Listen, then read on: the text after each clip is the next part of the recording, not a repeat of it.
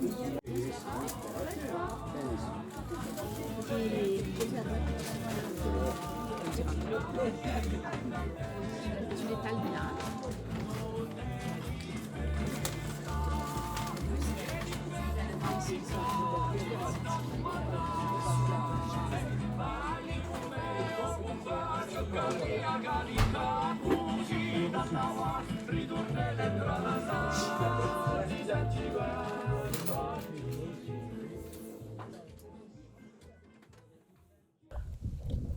chiamo Mario Angeli, sono in 44 in questo paese, ho giocato quando all'età di 10 anni, a 16 anni sono partito sul continente e sono rivenuto a 85.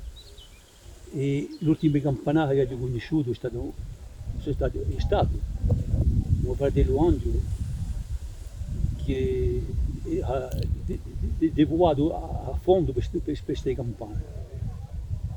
Ho conosciuto i campanari che suonavano dal fondo del campanile, mica in cima qua su.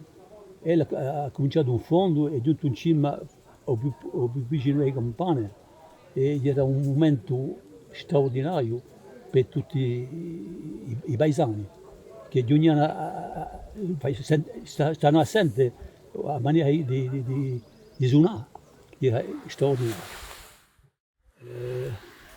Dopo è stato, si è perso piano piano e poi ci avveniamo per tirare le corde e non le fune, e siamo trovati obbligati a mettere l'électricità in bocca. C'est Marius Angeli. Je suis né ici il y a pas mal d'années, 80 ans. J'ai été sur le continent à partir à l'âge de 16 ans pour revenir à l'âge de 35, et j'ai terminé ma carrière, j'allais dire, en Corse à Bastia, et je me suis à la retraite depuis l'an 2000 à Haïti, qui est mon village bien sûr où je suis né et où je pense mourir. J'ai connu effectivement dans ma jeunesse beaucoup de changements énormes d'ailleurs. En 40-50 ans, ça a été une révolution extraordinaire. Et les derniers campanards que j'ai connus, bon, c'est mon frère, Ange, qui est décédé maintenant, et qui était un fameux campanard.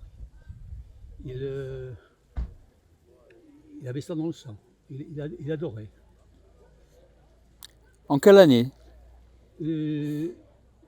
Il est décédé il y a 5 ans, et il a fait ça pendant toute sa vie, en fin de compte, de l'âge de 18 ans jusqu'à l'âge de 86 ans où il est décédé. C'était merveilleux parce que j'ai connu les campanards en bas du clocher. On sonnait d'en bas avec de longues cordes bien sûr, et puis après ça s'est un petit peu, on est remonté à l'étage auprès des cloches au plus près, et lui était effectivement encore plus heureux en haut parce qu'il était à l'aise. Même la chiconne, elle était sonnée d'en bas, au début. Ah oui, la chiconne, tout était sonné d'en bas, pas de problème. Et on avait à l'époque beaucoup de personnes qui étaient là pour voir le campanard. On savait que c'était Ange qui sonnait. Et c'était, il venait seulement le samedi, le dimanche, pendant les offices ou en dehors des offices? Toujours, les offices, il n'y avait pas, enfin, il n'y en a plus maintenant, hein.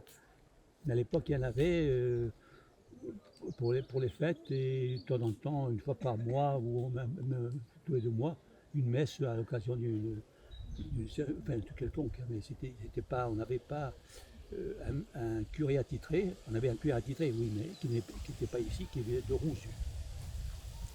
Et après, bon, tout s'est perdu parce que le village s'était dépeuplé, et puis on est passé à l'électrique. Au moins 2 fois dans l'été, des opérations, la gamme qu'on faisait avant. Et cette gamme, on dit, bon, demain, dans 3-4 jours, 5 jours, on fait tel truc pour le village. Et on se retrouve à 40-50, avec des jeunes qui participent. Et après, on se fait la bringue. On se bourre la gueule. Oui, parce que ça, c'est le petit bar du village aussi, Oui, non? c'est ça. D'accord. Ça sert à ça.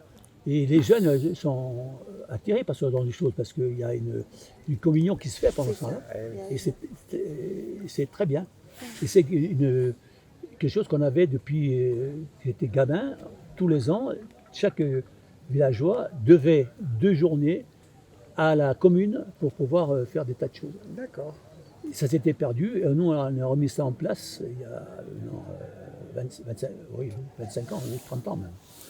Et ça marche très bien parce que ça permet à ceux qui arrivent de l'extérieur que pour 15 jours, eh ben, ils sont dans l'ambiance et puis ils se rappellent, ça fait des souvenirs extraordinaires. Et oui, c'est ça. Et puis Et des échanges, voilà. Après, il y a Ah ben, des échanges entre les bien sûr. anciens, les plus jeunes. Absolument, on Eh essaie oui. de faire une relève la plus facile possible. Eh oui. C'est pas toujours évident. Évident. On y arrive.